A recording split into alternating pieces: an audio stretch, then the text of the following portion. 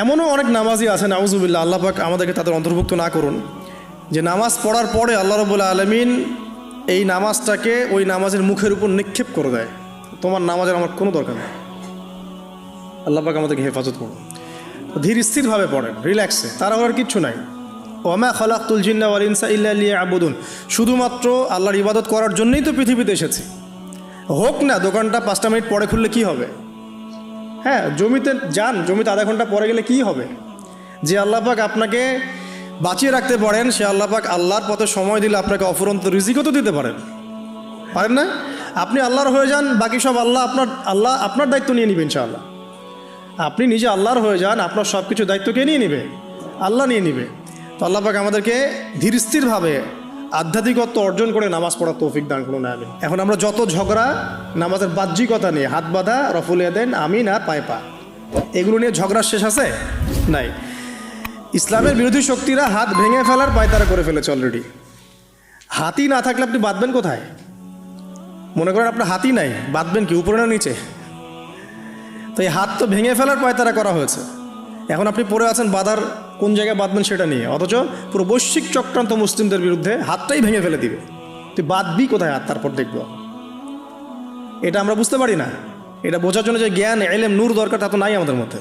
এই জন্য আপোষের ঝগড়া নিয়ে পড়ে আছি। যে ছোটোখাটো যে ইখতিলাফি মাসআলাগুলো চলে আসছে দীর্ঘদিন থেকে, এগুলোর কোনো সমাধানে আসতে পারবে না কিন্তু কেউ। পক্ষে বিপক্ষে কথা চলতেই থাকবে কিয়ামত পর্যন্ত, ওইগুলো নিয়ে আমরা ব্যস্ত আছি।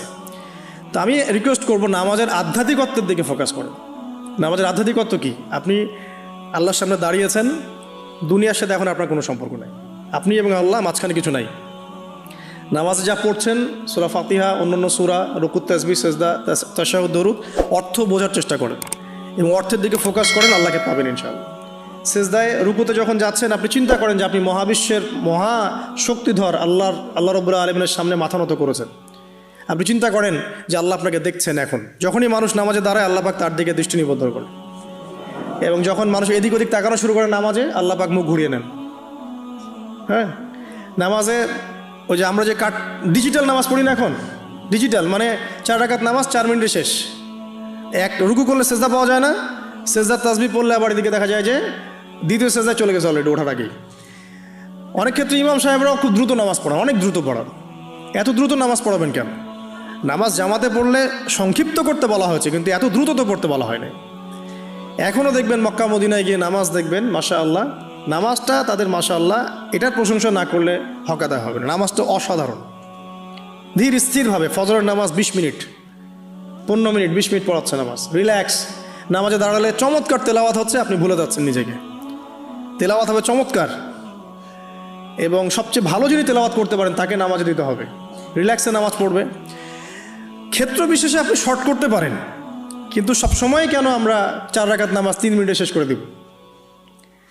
আবার নামাজের পর দোয়াটা হবে লম্বা, অথচ নামাজটাই ছিল দোয়া, নামাজটাই কিন্তু দোয়া। এখন সেজদায় আমরা যদি কান্নাকাটি করতে না শিখি, আল্লাহর সামনে আমি